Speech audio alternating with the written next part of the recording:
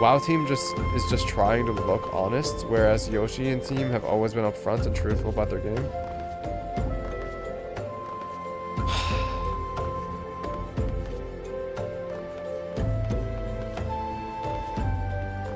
I've thought a lot. I can go on like hour-long rants about the WoW team and how it ended up being the way it ended up being.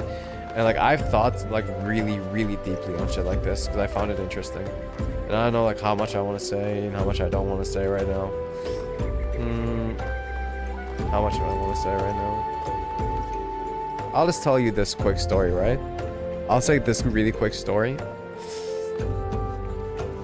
Well, I'm gonna like just kind of regurgitate from Kevin Jordan, one of the original WoW designers on Vanilla.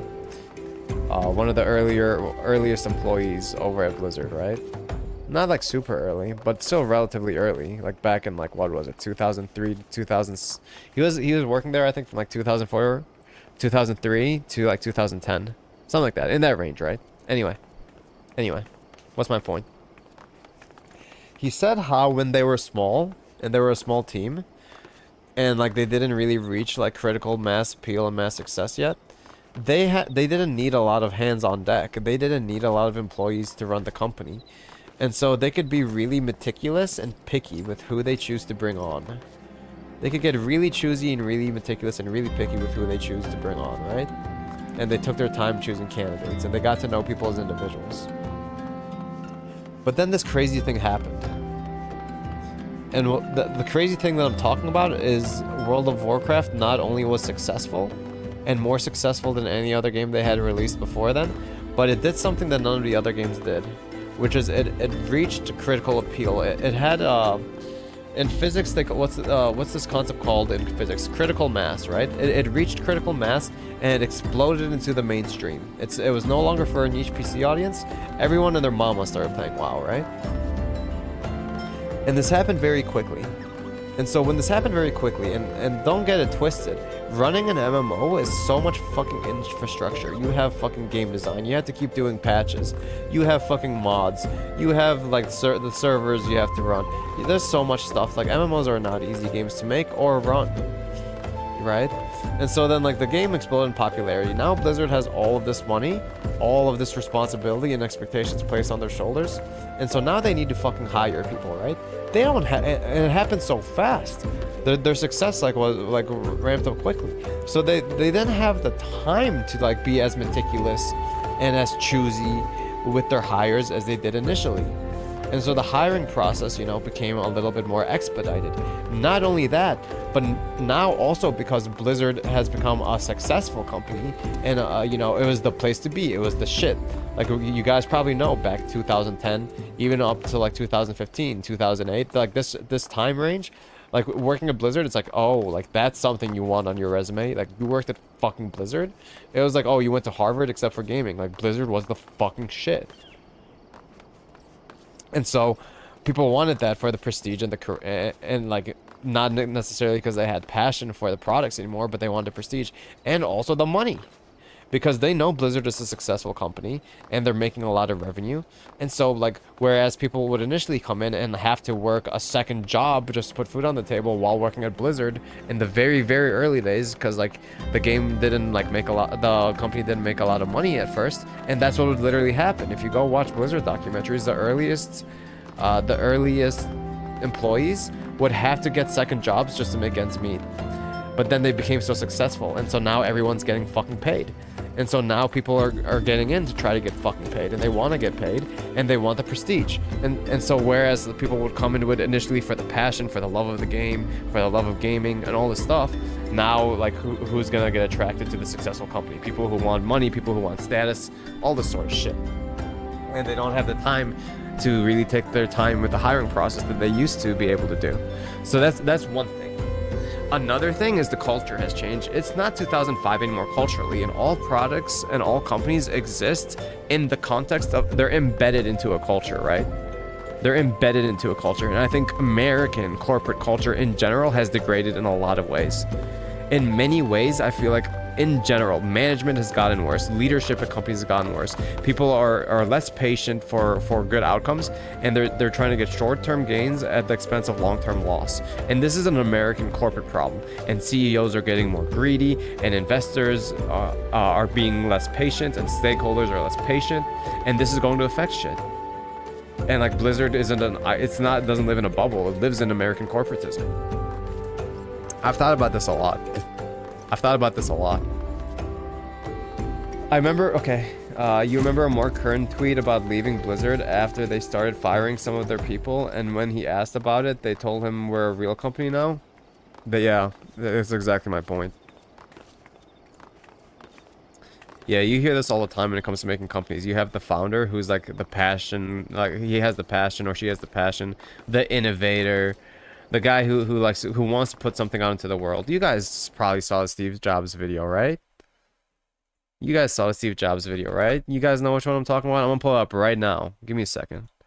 Steve Jobs, marketing people versus product people.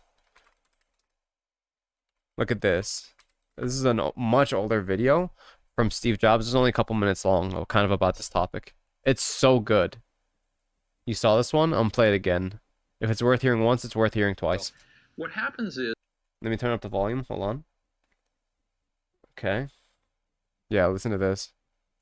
Well, what happens is, like with John Scully, John came from PepsiCo, and they at most would change their product, once every 10 years. I mean, to them, a new product was like a new size bottle, right? So if you were a product person, you couldn't change the course of that company very much. So who influenced the success of PepsiCo? The sales and marketing people. Therefore, they were the ones that got promoted, and therefore they were the ones that ran the company. Well, for PepsiCo, that might have been okay, but it turns out the same thing can happen in technology companies that get monopolies, like, IBM and Xerox. If you were a product person at IBM or Xerox, so you make a better copy or a better computer. So what? When you have a monopoly market share, the company's not any more successful. So the people that can make the company more successful are sales and marketing people. And they end up running the companies. And the product people get driven out of the decision-making forums. I've thought about this too. Like, I'm an entrepreneurial human being. I've always liked to make my own things, right? I always like to do my own thing. It's no accident. It's no mistake that the initial company or the initial business I started when I was younger, a little bit younger, was a marketing company, and that my core skill set was marketing and sales. This is absolutely true. In today's age, these things are more entrepreneurial. Let me tell you what I mean. I feel like back in the early 2000s and stuff, right? When you had the internet bubble, a skill set such as programming, for example, was more entrepreneurial, and you saw more business people who would, be programmers first and then kind of segue into making their own company. But in many ways, I feel like that internet bubble kind of has settled in, and the winners of the marketplace have kind of established themselves. I'm talking about Yahoo back in the day, especially. I'm talking about Amazon. I'm talking about Google. I'm talking about Facebook. I'm talking about Netflix. I'm talking about Apple, right? And the same thing kind of happened again in 2007 with the explosion of smartphones, with the invention of the iPhone. You had a mobile market. Do you guys remember back in the day, people would download mobile apps all the time? They would tinker with new apps. They would go and look at the top apps in the App Store, and they would be more willing to try out a lot of new things. And so there was, this opportunity for programmers to then go in and make an app on the App Store and have it be successful. Nowadays, people don't do that shit anymore.